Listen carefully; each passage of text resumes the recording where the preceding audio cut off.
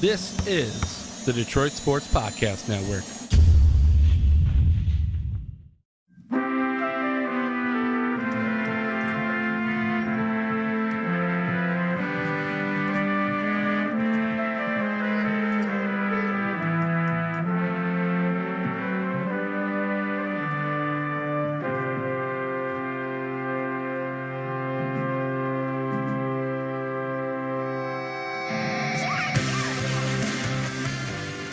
Welcome to the Week 4 Thursday Night Football edition of the Fantasy Nerds. I am Jason Jarvie. Follow me on Twitter at Jarvie the King. The song that you heard leading into this podcast was Foxy Shazam, Oh Lord. And I was trying to think of a good song to really represent this Thursday Night Football matchup, but I couldn't really think of anything, so I went to the next closest thing in a band from the actual city that this game is from. So they are from Cincinnati. And the matchup we have tonight is the Miami Dolphins at the Cincinnati Bengals. And it's not a very good matchup. You know, they set these things in advance. I think they maybe expected the Bengals to be a little bit better, but really it's two 1-2 teams going up against each other. So it could be a slugfest, and it might not be too interesting to watch. But, of course, it has fantasy football implications for everybody, and that's what I'm here for. And I think the biggest question that, at least that I have for tonight, is which of these teams is going to show up? We've seen good and bad from both the Dolphins and the Bengals. And if you ask me, the Dolphins are actually the team that are trending more in the right direction. They opened up the season with a tough matchup against the Seahawks, lost 12-10. But then they went out, they lost by a touchdown to the Patriots, 31-24, and then last week in OT beat the Browns. It's the lowly Browns, but still, you put up 30 points. Whereas the Bengals come out week 1, it's a sloppy game. They beat the Jets 23-22, but then the next two games they don't score over 17, and then they lose to really good Pittsburgh and Denver teams. So the biggest question for me is going to be which team is going to show up. And if you ask me, I'm going to say the Dolphins are even though they are underdogs in this game, I think they have the better chance to come out and really punch the Bengals in the mouth. So looking at the Bengals team, you got to start at the quarterback, and you got Ryan Tannehill, who he's really quietly put up some pretty decent numbers. He's got 892 yards, which is top 10. It's in the top 10 in the NFL.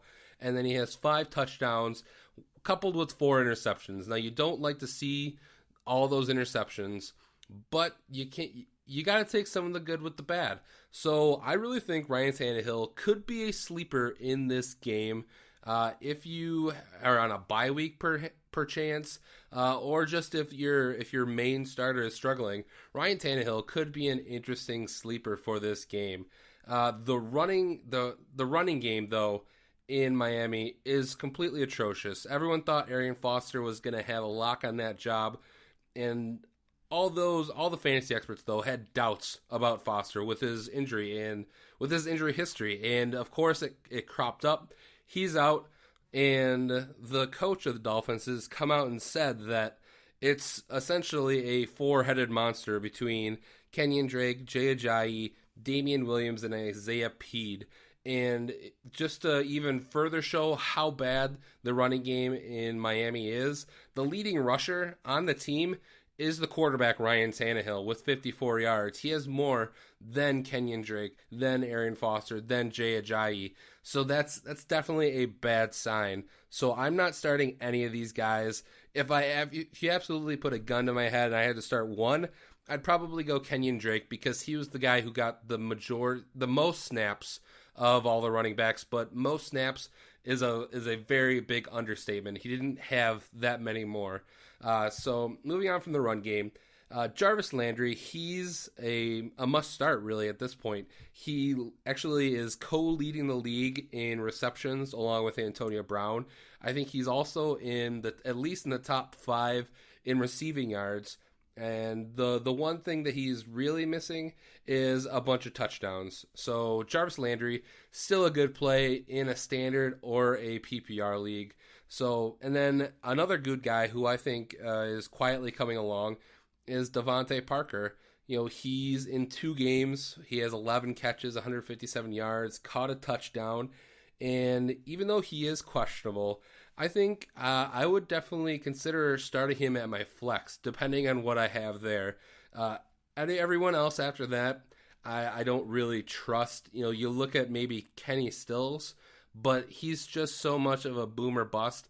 I'd rather take somebody who I know is going to perform rather than somebody who I'm just hoping gets a long touchdown. So I would probably sit the rest of the Dolphins guys, including Kenny Stills. Going on to the other side of the ball, you have the quarterback Andy Dalton, who he's really disappointed this season. He got hurt. He had a really pretty good season last year, and up until he got hurt, and he had an okay week 1. He had a bunch of yards, but he just hasn't. These last 2 weeks, he's played against good teams, but I think we expected more out of Andy Dalton. And at this point in the season, I would be sitting Andy Dalton, especially in this game. You can't trust what Andy Dalton is going to give you, and I think that there's probably a quarterback out there who you can trust more. Now, he's not having a bunch of turnovers, but it's just that he only has 2 touchdowns on the year, which that doesn't move the needle for me. He has a bunch of yards, but unless he's getting those touchdowns, he's got to stay on the bench for you. Going to the running backs, Jeremy Hill, his value is truly in touchdowns, which he has 3 touchdowns, which is really good for fantasy owners. He only has 150 yards receiving, which is, on average, he's getting 50 yards a game, which isn't horrible, but he's right at the level of like a running back 2, maybe a flex, and you're really going to be hoping that he gets that touchdown. The other running back that they got there, Giovanni Bernard, he's really only startable in PPR leagues. If you're starting Giovanni Bernard in a standard league, you've got problems with your bench, because Gio Bernard right now only has 50 yards rushing. He's averaging 3.3 a carry, no touchdowns, but he is getting receptions. He's actually second on the team currently with 16 receptions. So you're still going to get points in PPR leagues. Standard leagues, I would let Giovanni Bernard sit on your bench. At wide receiver, AJ Green, definitely a must start. He's got 22 receptions, 295 yards, and he's still waiting on Andy Dalton, trying to get him the ball in the end zone. And hopefully he can break through on Thursday night, but you're going to have to start AJ Green regardless. And then the other receivers on that team, I don't really want to touch them. Tyler Boyd, Brandon LaFell, they have some receptions, they have some yards, but it's not doing anything for me. I really think Giovanni Bernard is that second option right now for AJ Green until Tyler Eifert gets back on this team and gets healthy. So I would leave Tyler Boyd and Brandon LaFell on your benches for this week. If I had to give you one sleeper to start this week, I already mentioned it, I think Ryan Tannehill could be a really good start. I wouldn't be surprised if he gave you over 300 yards, 3 touchdowns. I wouldn't also be surprised if he throws 2 picks in this game, but getting those yards, getting those touchdowns will really help his totals. So that's going to do it for this Thursday Night Football edition of the Fantasy Nerds.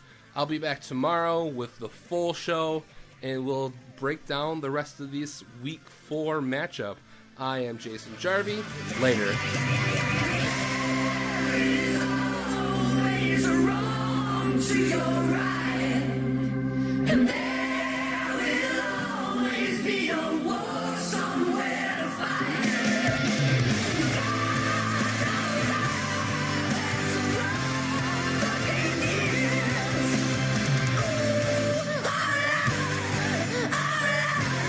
Keep on keeping on.